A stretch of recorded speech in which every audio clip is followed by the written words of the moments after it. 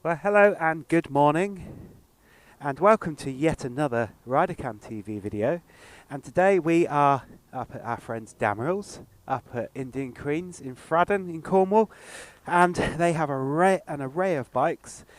And Steve, the owner, and Mark, the sales guy that we speak to, that we liaise with, have very kindly allowed us to take some bikes out to test for you, or to review for you. And today I'm really lucky because I have got the Suzuki GSX S 750 Phantom, nonetheless. Phantom. And I'm told the Phantom doesn't add anything extra to the bike. The Phantom is all about the colours and the styling of it.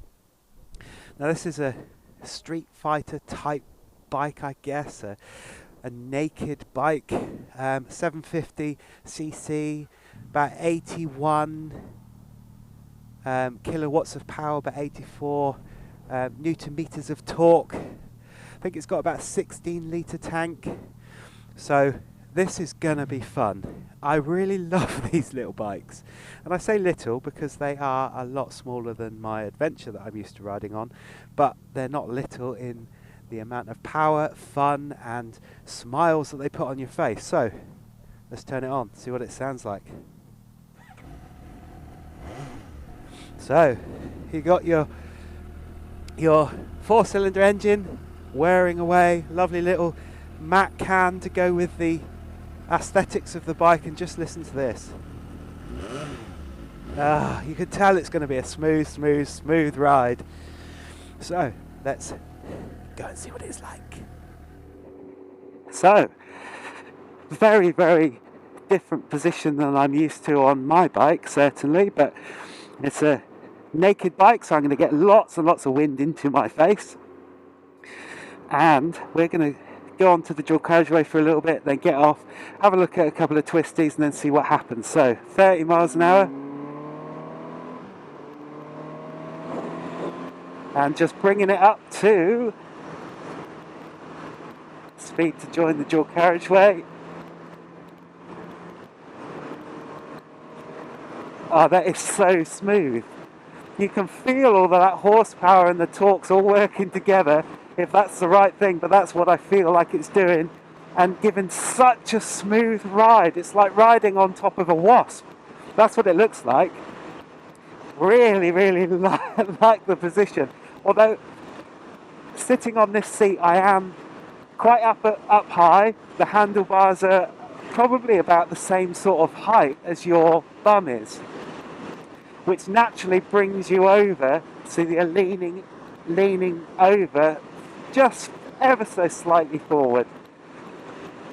Not an issue. I'm not feeling anything strange on my shoulders, although it is a position that I would personally have to get used to riding, but it feels like you're on one of those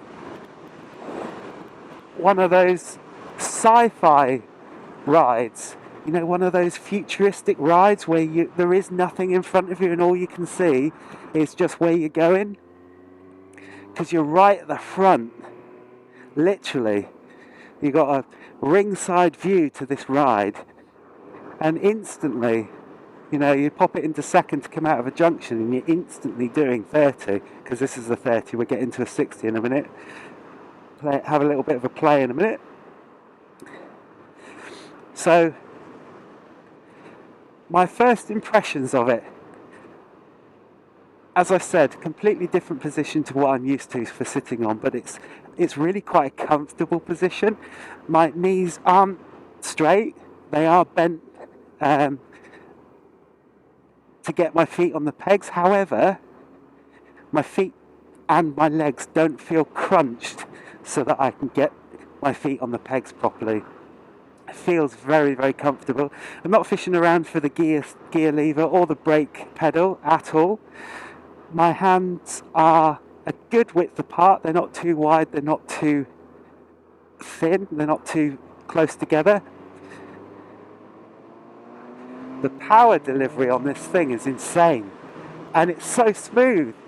And that sound, that warm, and you might not be able to hear because there's probably so much wind going across my helmet, but the sound coming from that can as you accelerate is just, it's just one of those things that's why we ride bikes, to hear that sort of sound when you're pulling away. It's just everything together. You've got the power, you've got the feeling of the wind in your face and the wind on your body, you've got the sound of that can, you've got the feel of the engine working below you. It's just so smooth. And if that's one thing that I would pick up from this bike after riding it this morning, is it is smooth. It looks awesome. It would fit in anybody's garage. Certainly any bike night is gonna fit you. And it's so smooth. So, what have we got in front of us? We have got switch gear. We've got standard switch gear from Suzuki. We've got the emergency kill switch, hazard switch and a starter switch. On the left hand side we've got mode switches, a selection switch, you've got your flashers, your headlight flashers, indicators and your horn, all in easy reach, and I haven't yet hit the wrong button or hit the horn while I've been looking for the indicators, which is a bonus because it shows that I know that all these manufacturers do all their work to put everything in the right place, but it shows on this bike that Suzuki have put stuff in the right place for me. So I'm thankful for that. The brakes are good, and they need to be, because this is quite a powerful bike. Now, it's so nimble, you can literally chuck it around. I mean, that's up to 60 in seconds. And that sound is incredible. Oh, if you could see the smile on my face as we're talking. Now, I'm not usually one for riding a bike that has full-on air and full-on wind in your face as you're riding. But I tell you what, because it's a completely different style of bike, that's the sort of style of bike that you've got, you know? The suspension is firm, but not too firm. The gearing seems just about right. Now, I'm doing 59 miles an hour in a 16 mile an hour limit in 6th. Now, if I just drop the speed just down just a tiny bit to say 50, there we go, and then still in 6th, open the throttle, 60 instantly. So there's whack, and I mean whack loads of power in this bike. So putting it down to another into 5th, you've just got instant access to power. And that, hearing that can, I don't know whether you can hear it. Do you know, there's just something about being on a motorbike that when you just knock it down a gear, or whether you open the throttle, that it makes that sound that it just makes you happy. So back to the review instead of getting so excited about the ride and the power and the sound. Dashboard in front of you, I quite like it. It's in the right angle. I've got no reflection on it so far at all, and we've been going in different directions this morning, testing it out before we started reviewing it. Had no reflections on the screen to take away from the fact that I can't see the numbers. And what I like about it is it's not a hugely busy screen. It's got exactly what you need on it, but it's got it in a way that you can actually see it at a very quick glance. Now, I like the seating position with being over forward slightly, because that means that I've got no weight on my handlebars at all. However, what it does mean is that I've got a full view of the road, and just with a flick of the eye looking down, I can look at the speedo and get all the relevant information from it at just a quick glance, rather than having to actually dip my head down and lift it up and dip it down. So I get why you sat just a little bit forward. Slow speed manoeuvring, thanks to these cars going incredibly slow at 4 miles an hour. Really good. Now the mirrors I'm not sure about. Like the shape, fit with the aesthetics of the bike. I'm not sure that I can get them in the right place, because I've got probably about a third of this bike is taken up with my elbow. And I'm not really that overly enamoured with having most of my arm or elbow in it.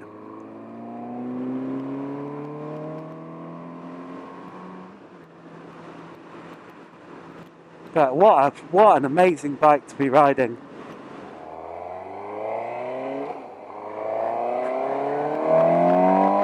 Hear that?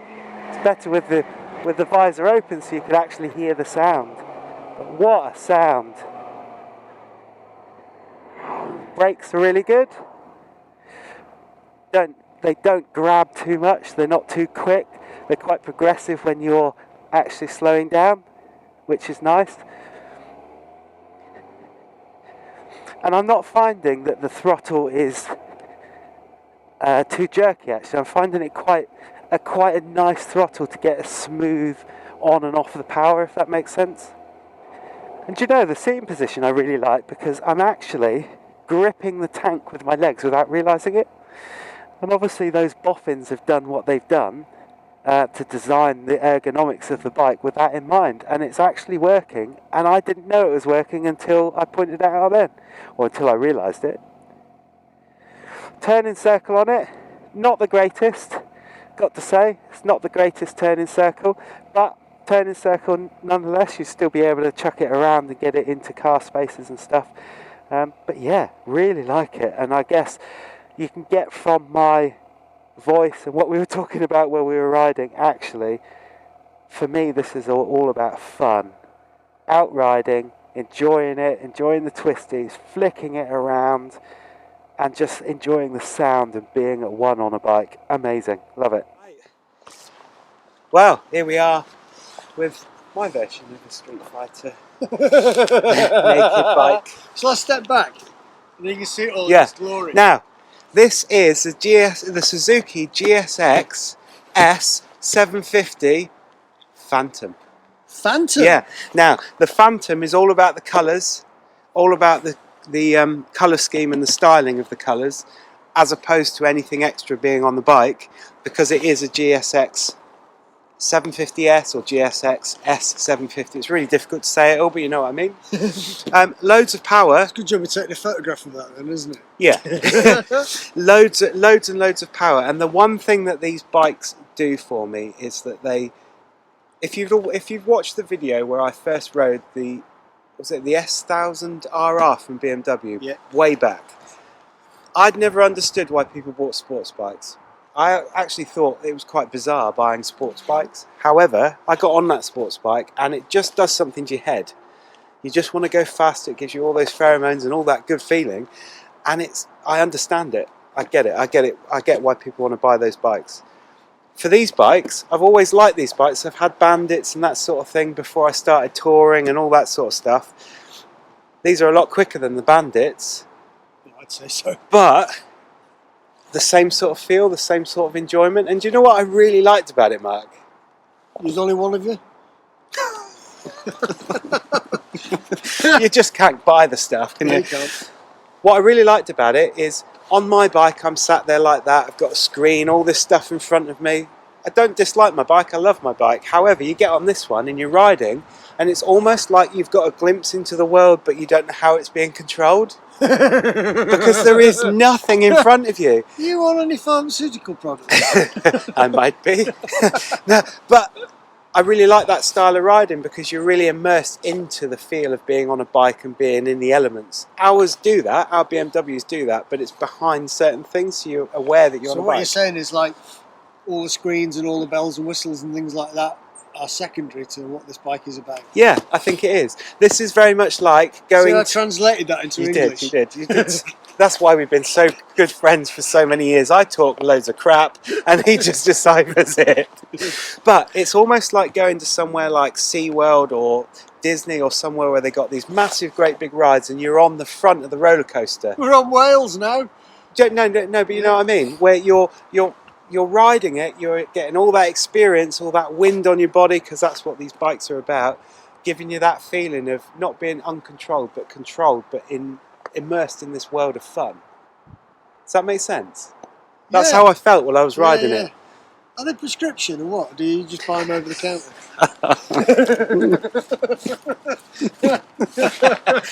But I really, really liked it. It's a completely different style of bike that I would ride now. It wouldn't be my choice to buy because, like Mark said on a bike, was it the Katana you did? I would end up losing my license, because the sound of that can when you're putting the power on is something else. It's addictive, isn't it? Oh my God, it's addictive. If people like to get addicted to drugs, I would be much rather addicted to riding bikes. I love it. I love it. And the sound of it, I'm going to turn it on. I'm going to video an exhaust. Yes, stay videoing. Just hear that noise. Very nice. And it's just unassuming. I reckon that noise is like, this is the Berber that I've got, I'm unassuming, look at me, I'm a really pleasant thing to sit on. Yes, let's go! I really love it, I love it. The seat I thought would be really uncomfortable, but it's really quite spongy, but firm, held me really well. And what I like about all of the bike manufacturers, but these sort of bikes in particular, where you're going to be pushing it a little bit further, is that the ergonomics and the way that they've designed it mean that without thinking about it, you're on the bike and your knees are hugging the tank without even thinking about it. Because I came down the road just before we started talking about the bike, and I think I said on the camera, the way that they design these bikes is almost subconscious, because you get on it and you're put in the right place. You're leaning forward slightly so that you don't have to keep doing that to look at the speedo. It's just a flick of the eyes. Your knees are naturally gripping this without you even thinking about it. So really all you've got to do is get on it, put it into gear and just go. Can I just say that if you're going to do that thing, it might be worth getting some extra training. Yes, it might well be. It might well be. But coming up to the controls are the same standard Suzuki controls. You have got different modes that you can put your bike in, and we won't go through that because we'll let the owners, the new owners of these bikes, enjoy that for themselves. But you have got different modes and stuff that you can do. The screen I really liked. Even though it's busy, the important stuff is what you need to see. Rev counter for a bike like this is really important, isn't it, to see, as well as the speed. And that's really obvious as to where it is, with just a flick of the eyes down and up. You've got all your lights, all of your warning lights, all in eye shot, and there was no reflection whatsoever of that. Compare that screen to the Katana one. This is much better. Much better, isn't much it? Better. I don't understand why they've done that. Much better, but all of the digits and stuff are like they're sharp, but they're kind of rounded, which is almost like the same as all these buttons. They're like defined, but they're rounded. What, like somebody's thought about it? I don't know, I am very strange at how I think of stuff, but it fits the Suzuki stuff. It's a key, which is great, so you won't lose your key. But one thing that I was quite disappointed with, now I would get used to it, but I was disappointed with the mirrors. Really long mirrors, nice shape, they're much the same as on the Katana. However, on the back, normally this strut would come up into this end, which would, and you've kind of lost an inch. And I reckon a third of it, no matter how I organised the mirrors, had my arms in it, so I couldn't really see what was going on behind. People who are riding these aren't bothered about looking behind them. Well, I think everybody should be bothered about looking behind. So that's a little bit disappointing, because on one of the bikes, I can't remember which one it was, but actually this strut came off the reservoir, and that put it over. It was a Honda. It was a Honda. So it put it already over an inch, so you wouldn't have had that problem. So tiny little things could improve it, but that's just me. We've got lights, which is always a good thing. Yeah, because they're legal. Yeah, you have to have them. Yeah. However, they're all bulbs, and I find that very strange for a 2019-2020 bike, that we're still putting bulbs on bikes. Why not LEDs? Costling, isn't it? Even well, the indicators are LEDs, aren't they? No, just bulbs. But you're saying that there's a cost involved. Is the cost of bulbs more expensive than the cost of LEDs for the manufacturing process? I don't know, but certainly for you and me, or owners of a bike, is the cost of having to replace these and the awkwardness of replacing them when they go more than having to worry about them because they're LED? Don't know. But the engine is sublime. Sublime, smooth. It's like going across a mill pond and then putting the power on and still being on a mill pond but doing 1,000,000 miles an hour in no time at all. And on one of the roads we were on, I was doing 60 in top gear in 6th, dropped it down to 50 in 6th and just emptied or opened the throttle, 60 in like split seconds. Yeah. Pulled out of a junction, 2nd and 3rd, instantly at 60. So for me, this is quite a dangerous bike for me to have, because I would have no license whatsoever. I'd perhaps have to blank out this thing, Yeah. you know, just black it out or add a couple of things on there, dress all in black, do the bike in black, and only go out at night. I'll just do a little video down there to show that it's Damerells who've lent us this bike. Yeah, thank you very much to Damerells, Mark and all of his team. But I really like the bike. I like the style of the bike, I like the riding of the bike, I get why people do it. Not sure I'd like to take a pillion on the back. No, that would definitely have to be a certain sized pillion. Yeah. That's 9 inches. Yeah. 10 inches by 8. And there is a glove box underneath here. You might be able to get one glove in there, but there is a glove box in there. But for me, this bike is all about fun. What are the rear lights look like when they're on? I don't know. Shall I turn them on? Turn them on, please.